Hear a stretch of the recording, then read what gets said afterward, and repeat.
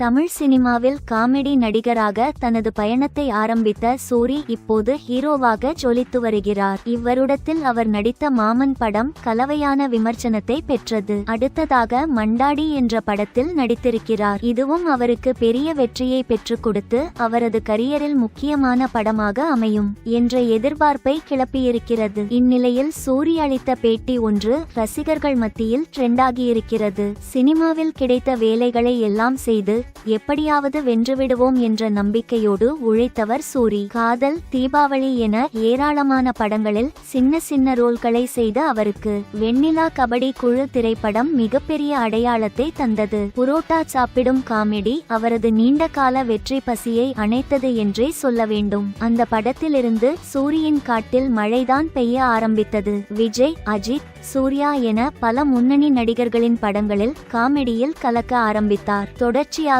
காமெடியில் ஜொலித்த அவருக்கு வெற்றிமாறன் இயக்கத்தில் விடுதலை படத்தில் கதையின் நாயகனாக நடிக்கும் வாய்ப்பு கிடைத்தது. தனக்கு கிடைத்த வாய்ப்பை சரியாக பயன்படுத்தி சூப்பராக நடித்திருந்தார். படமும் சூப்பர் ஹிட்டானது.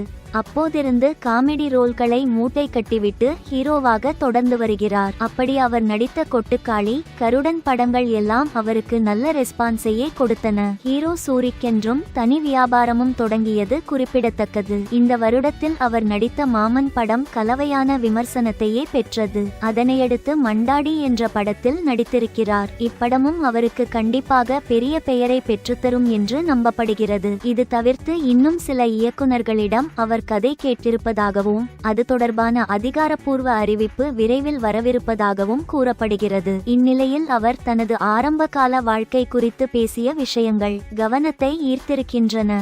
அவர் அளித்த பேட்டியில், அஜித்தின் ஜி படத்தில் நடித்தபோது எனக்கு அடிபட்டுவிட்டது. அதை பார்த்த அஜித் என்னிடம் எந்த ஊர் என்று கேட்டார். மதுரை என சொன்னேன். அது எப்படி மதுரைக்காரங்க எல்லோரும் இவ்வளவு ஃபயராக இருக்கிறார்கள் என அவர் கேட்டார். பெயிண்டர் வேலை செய்தபோது எல்லோரும் ஒன்றாக அமர்ந்து சாப்பிட்டுக் கொண்டிருந்தோம். அப்போது எங்கள் முதலாளி வந்தார். வந்தவர் என்ன நினைத்தார் என்று தெரியவில்லை. எல்லோரும் எழுந்து ஓரமாக போங்க என சொல்லிவிட்டு சாப்பிட்ட இலையை இழுத்து ஓரமாக போட்டார். அப்படியே காலங்கள் ஓடி வெண்ணிலா கபடி குழு ரிலீஸ் ஆகி எனக்கு பெயர் கிடைக்க ஆரம்பித்தது. அந்த சமயத்தில் ஒரு துணி கடைக்கு சென்றோம். என்னை அடையாளம் கண்டு கொண்டு என்னிடம் வந்து ஆட்டோகிராஃப் கேட்டு போட்டோ எடுத்துக்கொண்டார்கள். உடனே அந்த கடையின் மேனேஜர் வந்து என்னை அவர்களுடைய முதலாளில் ரூமில் அமர சொன்னார். உங்களுக்கு துணி அங்கே வரும், அங்கேயே பார்த்து எடுத்துக்கொள்ளுங்கள் என்று சொன்னார். பெயிண்டர் வேலை பார்த்தபோது சாப்பாடு இலையை ஒரு ஓனர் இழுத்தார் அல்லவா, அவரது கடைதான்.